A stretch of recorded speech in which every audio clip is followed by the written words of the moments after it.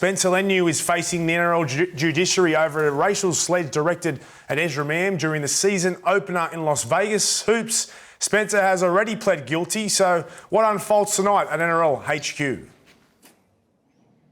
Yeah, evening, Braith. Well, it's the lightning rod racism row that has absolutely dominated the opening round of rugby league. And what unfolds this evening is that Spencer will learn exactly how long he is going to be suspended for. As you touched on off the top of that intro there, Spencer has crucially admitted that he did call Ezra Mam a monkey. What has unfolded inside NRL Judiciary headquarters only moments ago is that Ezra Mam has submitted a 12-paragraph statement of his version of exactly what happened in that incident. Critically, the key wording that was involved is when Spencer looked at Ezra, pointed at him and said, "F up, you monkey." There is an element of that 12-paragraph statement that the judiciary has been advised Ezra has asked to remain confidential. So that will be redacted, that will not be made public. There are also 4 various angles that the judiciary has also been submitted of the incident, and now it's just a matter of the judiciary panel, which consists of Jeff Bellew, Bob Lindner, and also ex-referee Sean Hampstead, just coming up with exactly what they believe is a fair punishment in terms of how many weeks Spencer Leniu will officially be rubbed out for. The verdict and the view around the game today was he's probably looking at somewhere between 6 and 8 weeks. The Roosters and the Broncos, Braith, they play again in round 9. So we'll wait and see. We'll keep you updated from here at NRL Judiciary headquarters over the course of the evening. Braith. Thanks, Hoops. We'll check in a little later on. We might get a verdict by the end of the show, hopefully, right here on NRL 360. Now, the fresh news there, 12-page statement from Ezra Mam, the angles from the judiciary that they've been given for Leniu and obviously the alleged accusation, although he's pled guilty. Yeah. What do we make of that? The interesting thing I've found, guys, was that he wanted part of the 12-paragraph statement kept in-house and not released to the media.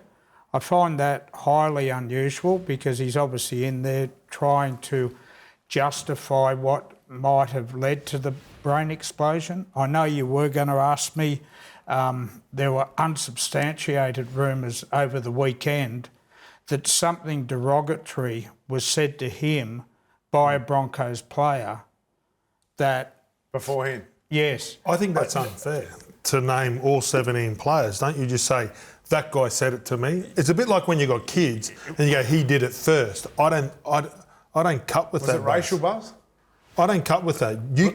Just because you get caught doing the wrong thing and you go and you say, oh no, but he did it first. I want to say it's unsubstantiated, right? Yeah. I do, and so I don't like casting aspersions on the Broncos. You asked me, was it racial? If what I was told is correct, yes, it was racial. I'm not defending Spencer Leniu one little bit because to call an Indigenous boy a monkey is so not on. Well, he used that as evidence tonight then. I'm wondering if that's the in-house part. The redacted part. Yeah. Could be.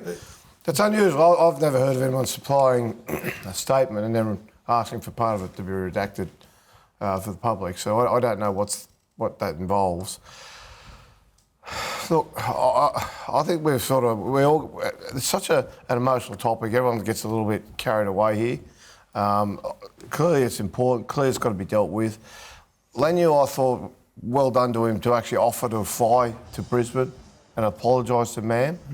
Slightly disappointing. I thought Mam didn't actually accept that, and it shows you how the world's changed, to be honest. In days gone by, well, I think back in my era, Kenty, it probably would have been sorted out on the field, or maybe go straight to the dressing room. You know what I mean? I think that might have been because it just went so long. I think that they just stewed on it a bit too far. We've discussed this for a week. The worst part, as bad as calling someone a monkey, was him saying it was fun and games, and it's not fun and games. And I can understand that we don't know.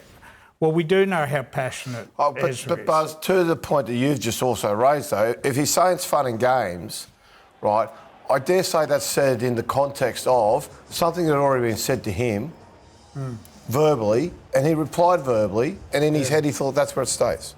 right? I'm a little bit disappointed that the NRL and the judiciary have agreed to close some of his evidence. Like, if this is a court hearing, or I think the fans and the punters and, you know, the Indigenous people are entitled to know. Well, more importantly, it's not a court hearing, so it should be open. There's no legal ramification. I can't ever recall to the what judiciary saying any evidence is not for public consumption. Yeah, I can't either. And I agree with you. I think it should all be open there for the people to see. How have we viewed the Roosters' response to this?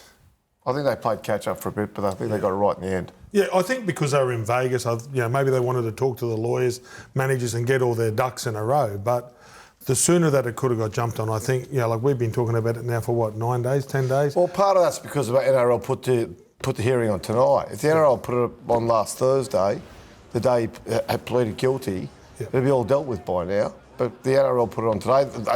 Initially it was tomorrow, so it would be another day. I believe they didn't think it was going to be as serious as what it was. They tried to maybe push it aside. I don't think sweep it under the carpet, but push it aside and maybe, the ball goes on. But it got louder.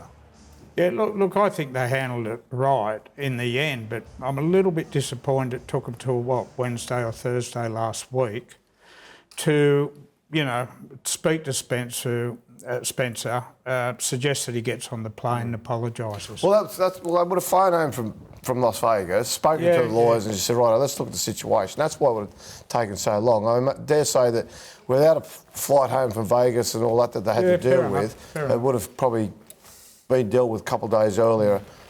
The key tonight is what the punishment is going to be or what it should be. A lot of commentary around this from players, ex-players, current players, media alike. What are our thoughts on this? Well, personally, I don't think they're going to get it right for the public. 4 to 6 weeks will be considered too light. 6 to 8 weeks will be considered too heavy.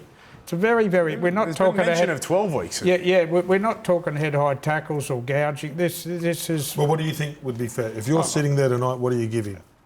I'd give him 6, I'd fine him, and I'd make him undergo an Indigenous program to learn a bit more about their culture. I agree with that. That's pretty fair. I think that's fair. Well, what would you, Gordy? What do you think? Well, that's hard to argue with. It's...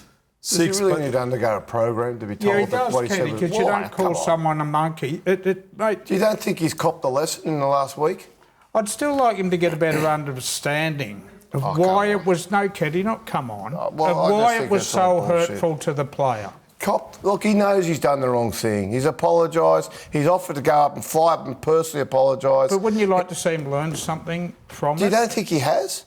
I don't know. You're saying learn something? No, I think our game is still learning about the culture. Yeah. No, I think our country and our game is still learning about the culture of it. And I think the more I learn about, the Māori players and, the Samoans and the Tongans, the better understanding I think that we have. And then they talk about clubland, that they treat different issues differently, right? So the more we understand, and I think the better educated we are on a situation, the less mistakes we will make in this situation. I don't know a lot about Ezra's culture, but if I went up there and met with him and understood it a little bit better, maybe I would understand it.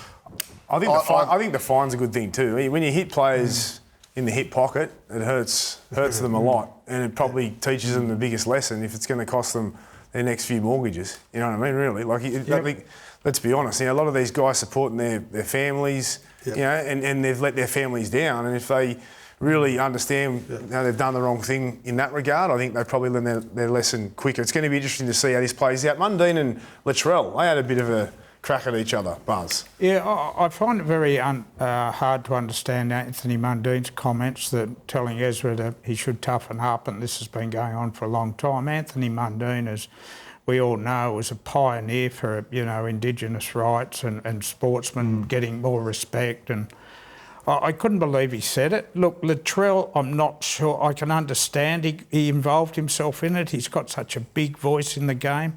He's very, very passionate about it. But in judiciary hearings, you're not supposed to comment prior to the investigation. But I love the way the players have spoken up, because if they want to be partnership in the game, they go there and they sit and they want to have all the decisions now. It's about time that they had a voice. And whether we like it or not, it's shown that I think it's a bit of leadership because Paul, in the past, we've all shut up. Right, like we've gone there and something's happened on the field and it's been a little bro code and we go in the dressing room, we talk about it later.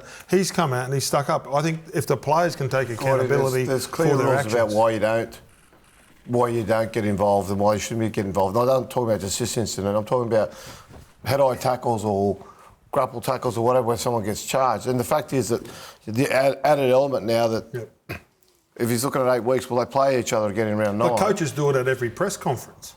But Say, oh mate, I didn't like that, or he'll have a problem. That's before there's been a charge laid. That's before there's been a charge I don't laid. really have a problem with Latrell talking or Nico Hines talking in that, as I said before, we're not talking foul play. We're talking an issue. But it still applies pressure it to does, the 3 men tonight who have got to make a decision. And it puts the game in a great turmoil about what's got to be right. You said it yourself. 4 to 6 is going to be too light. 6 to 8 is going to be too heavy. That pressure's being applied because there's pressure there's pressure being applied from players about longer sentences.